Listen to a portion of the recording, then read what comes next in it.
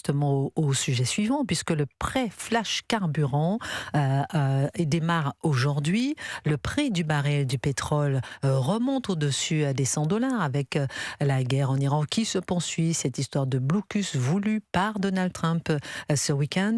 Une solution concrète selon vous, ce prêt flash carburant, ou bien c'est un piège qui va encore endetter les entreprises françaises? Qu'en pensez-vous, Gabriel Cluzel, et ensuite Benoît Perrin?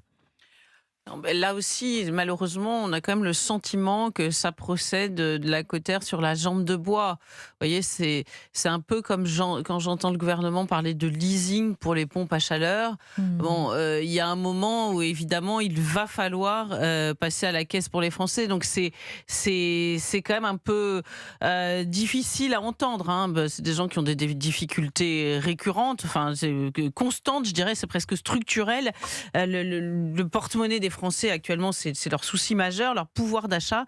Donc c'est vrai que cette histoire de prêt flash, même si avec son petit air neuf, parce que ça fait jeune, je sais pas, j'imagine qu'il y a eu un brainstorming autour de la trouvaille du nom, mais néanmoins c'est pas évidemment une solution pérenne, d'autant plus qu'on ne sait pas combien de temps cette crise va durer, et on ne comprend toujours pas. La semaine dernière, on pensait que on serait en ça y est, pleine que c'était trêve, réglé, c'est on est un à peu 6 des hauts jours et de des bas, trêve, hein. Voilà, à moins 20 c'est centimes, moins extrêmement 15 centimes. compliqué.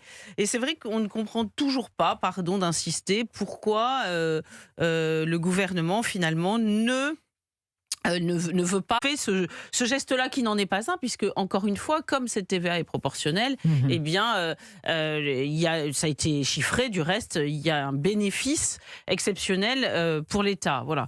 Donc c'est vrai que tout cela reste peu satisfaisant pour les Français. Ça, c'est une évidence. Et moi, j'en ai beaucoup parlé ce week-end. C'est très mal compris, je crois. Alors, Nicolas, qui nous appelle de Normandie, on vous prend dans un instant. J'ai envie d'entendre d'abord Benoît Perrin.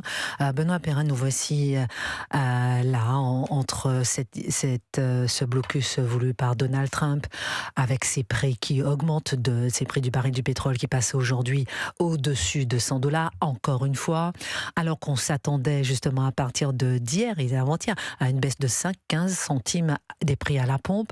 Le prêt flash carburant, qui ne concerne pas tout le monde, mais qui va de 5 000 à 50 000 euros, est proposé aujourd'hui par les entreprises. Est-ce que c'est une bonne chose, puisque tout le monde disait oh, aidez-nous, aidez-nous, aidez-nous? Est-ce qu'au contraire c'est un piège pour les entreprises françaises?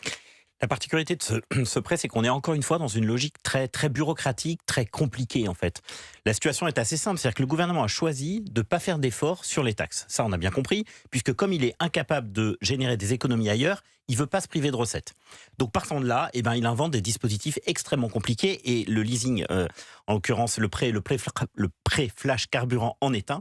Et ça me fait penser, vous vous souvenez, Christine, au fameux prêt garanti par l'État pendant le Covid. Bien sûr. Alors figurez-vous que hier, j'ai eu un chef d'entreprise, restaurateur, qui m'a dit « Je viens de terminer de payer mon prêt ». Voilà. C'est quand même incroyable. Seulement maintenant. Donc s'il faut en prendre un autre, c'est intéressant. C'est ça qui est compliqué, c'est ça. Benoît Perrin, contribuable et associé. Le PGE doit être remboursé entre 5 et 6 ans. Mais encore une fois, c'est un prêt. Et on voit qu'il y a énormément de chefs d'entreprise qui sont un peu tombés dans le panneau, si vous me permettez l'expression. C'est-à-dire qu'ils n'ont pas anticipé leur capacité à rembourser le prêt. Résultat des courses, vous avez un taux de défaillance d'entreprise qui est record, 70 000 l'année dernière, ce qui est encore une fois extrêmement préoccupant. Et j'ai très peur qu'avec cette histoire, encore une fois, de prêt, attention, hein, c'est pas un prêt à taux zéro, hein, c'est un prêt à 3,8% maximum sur 38 mois. Donc je veux dire, ce sont des sommes que devront un moment ou un autre, rembourser les entrepreneurs et les chefs d'entreprise. Benoît Perrin, moi je suis chef d'entreprise, je comprends très bien ce que vous dites, effectivement, je ne sais pas si je pourrais rembourser ou pas, mais là, si je ne peux pas faire je suis plombier par exemple, je me déplace avec ma voiture, je n'ai pas le choix que de prendre ce prêt. Non, je ne sais pas. Hein. C'est ça le drame, c'est qu'encore une fois, comme le gouvernement n'a pas aidé de manière importante à la fois les ménages et ceux qui ont besoin de leur entreprise de leur voiture pour aller travailler, c'est-à-dire très concrètement, qui n'ont pas baissé, puisque le gouvernement n'a pas baissé la TVA, n'a pas baissé la taxe sur l'essence, eh bien les professionnels vont se sentir piégés par ce prêt, ils ne vont pas avoir le choix et ils vont devoir le rembourser dans quelques années. Nicolas, vous appelez de Normandie. Que pensez-vous de ce prêt flash? Quelle situation vous trouvez aujourd'hui, lundi 13 avril, face au prix du carburant?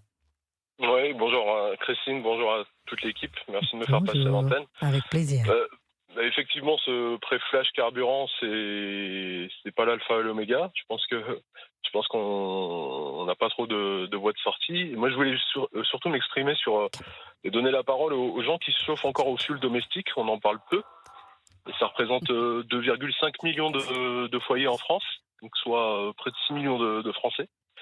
Et on peut imaginer également qu'on puisse créer un pré-flash aussi pour l'aide à l'énergie, pour se chauffer au fioul, mais ce serait dérisoire.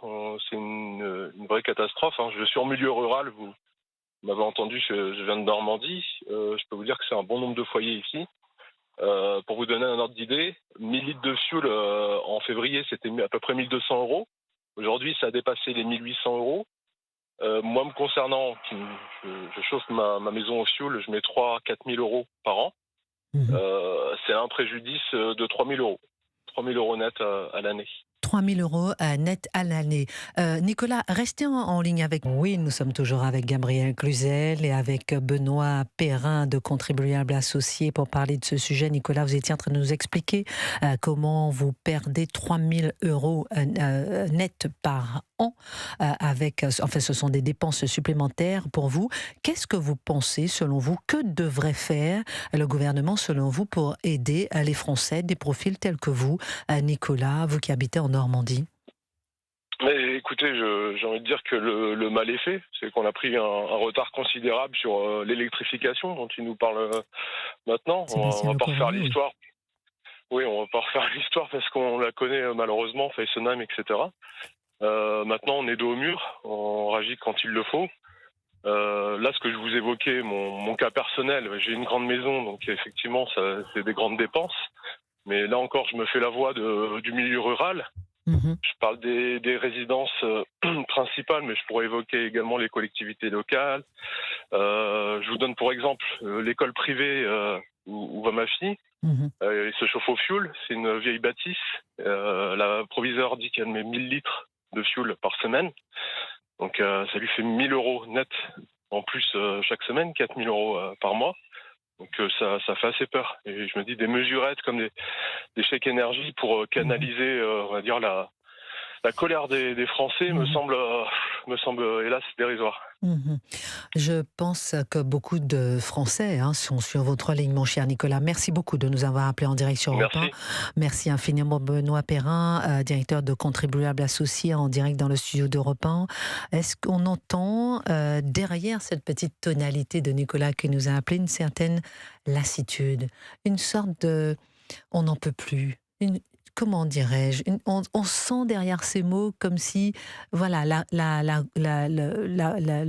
coupe est pleine, on n'en peut plus, on n'a pas de solution. Et en fait, ces mesurettes, comme il dit notre auditeur, si ces mesurettes arrivaient sur une coupe déjà, voilà, où on n'avait pas autant de dettes, où on n'avait pas autant de crises, on n'avait pas autant de choses à gérer, mais là, on sent une lassitude dans sa voix. Écoutez, c'est un peu le même sujet que le 1er mai. Je trouve que c'est vraiment, on voit une déconnexion entre ceux qui nous dirigent et effectivement les Français. C'est ça. Pour le 1er mai, une partie de ceux qui nous dirigent considèrent qu'au nom de l'idéologie, certains ne doivent pas travailler. Et ben là, pour l'histoire du carburant, c'est un peu la même histoire.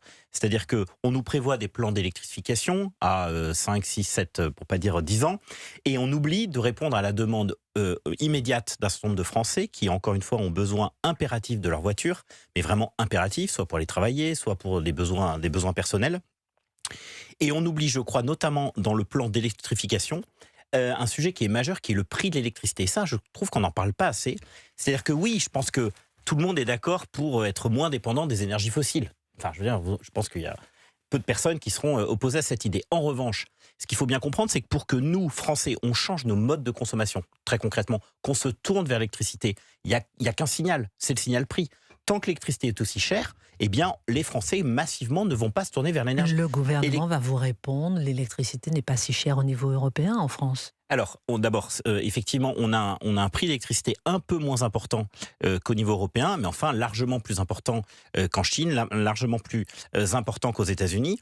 Et tant qu'on n'aura pas résolu ce problème d'électricité pas chère, alors qu'on devrait avoir une électricité pas chère, on a une électricité abondante, pas chère et décarbonée, grâce à nos aînés qui nous ont quand même engagés sur une voie extraordinaire, qui est donc le fait d'avoir développé beaucoup de centrales nucléaires, ce qui nous permet d'avoir sur le papier en tout cas, cette énergie pas chère. Et là, beaucoup de Français, effectivement, pour des raisons évidentes, ne comprennent pas pourquoi on a cette électricité qui est quand même si chère, alors même qu'on a considérablement investi dans les centrales nucléaires. Dans les centrales nucléaires, on a dépensé, ce que dit l'ancien patron d'EDF, on a dépensé à peu près 1500 milliards pour que la France puisse se doter d'un parc nucléaire efficace. 1500 milliards, c'est la moitié de la dette française. Vous voyez, ce sont des sommes considérables. Et malgré cet argent engagé par nos aînés, eh bien, on devrait avoir une électricité très très peu chère. Et malheureusement, ce n'est pas le cas. Et avec ce qui vient d'être voté il y a quelques semaines au Parlement, la fameuse programmation pluriannuelle de l'énergie, eh bien, on va avoir malheureusement des factures d'électricité qui vont continuer à monter. Pourquoi ? Parce qu'on va continuer à investir énormément dans les énergies renouvelables intermittentes qui coûtent très cher et qui nous empêchent en quelque sorte d'avoir de l'électricité pas chère. Vous dites beaucoup de choses intéressantes, Benoît Perrin, et je retiens entre autres le fait que, Gabriel Cluzel, dites-moi ce que vous en pensez, le fait qu'au lieu de s'occuper des besoins des Français maintenant, le gouvernement est en train de récupérer l'argent de la TVA pour un projet d'électrification à long terme. Et est-ce que c'est un peu... qu'est-ce que vous pensez de ça ? C'est le fait qu'on ne s'occupe pas effectivement du quotidien des Français qui crient au jour le jour, qui disent on n'en peut plus, mais ils s'occupent de demain. Il faut aussi s'occuper de demain, mais comment réagissez-vous ? Non, mais c'est une entourloupe rhétorique. En fait, je pense que le gouvernement s'est bien rendu compte que les Français ne comprenaient pas pourquoi ce gain induit par mécanique, par le tarif des taxes qui ne bouge pas et néanmoins le prix du carburant qui monte, et qu'ils ne comprenaient pas pourquoi on ne leur rendait pas finalement. Donc le gouvernement trouve des justifications.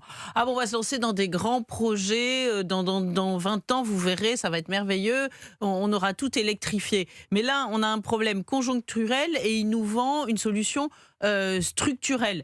Donc c'est comme si vous disiez, je n'arrive pas à aller à mon travail demain, là j'ai un entretien d'embauche, demain je peux pas y aller parce que j'ai pas de voiture, j'ai pas de moyen de transport, et on leur dit non mais attends, tu vas pouvoir acheter une grande maison, non mais je t'explique, qui sera plus près de l'endroit où tu passes ton entretien d'embauche et de ton nouveau boulot. Bah non, là ce qui m'intéresse c'est demain, c'est pas dans 10 ans, dans 20 ans.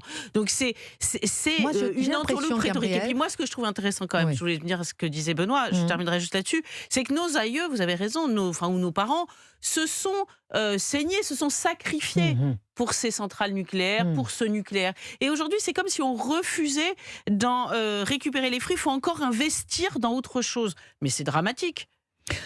Oui, moi j'ai l'impression, j'allais dire, Gabriel Cluzel, que ça révèle aussi toute l'impuissance du gouvernement. Ça révèle aussi qu'on n'a pas de majorité. Ça révèle aussi que le gouvernement ne sait peut-être pas sur quoi agir. Donc on fait de la littérature. Ou de la diversion. On fait, ou de la diversion. On met un pansement sur une jambe de bois. On se dit, bon voilà, on va faire quelque chose, on va faire une réunion. Et que tout ça, c'est un peu presque du blabla. On a Jean-Pierre qui nous appelle des Vosges. Bonjour Jean-Pierre. Comment vous voulez réagir par rapport à ce pré-flash carburant qui commence aujourd'hui ? Oui, bonjour Christine. Bonjour, je tiens de tout cœur à vous remercier pour votre émission. C'est vraiment, je suis vraiment heureux de vous entendre. C'est vrai que c'est pas très souvent parce que voilà, maintenant je suis retraité, donc. Mais merci beaucoup. Mais c'est pour gentil. Votre Qu'est-ce que vous préférez, Gabriel Cluzel ou moi ? C'est Christine la meilleure. Non, mais non, je vous taquine. Non. Les deux font la paire. Non, mais merci mesdames pour ce moment. Non, moi je voulais, si vous permettez, donner un coup de gueule. Le terme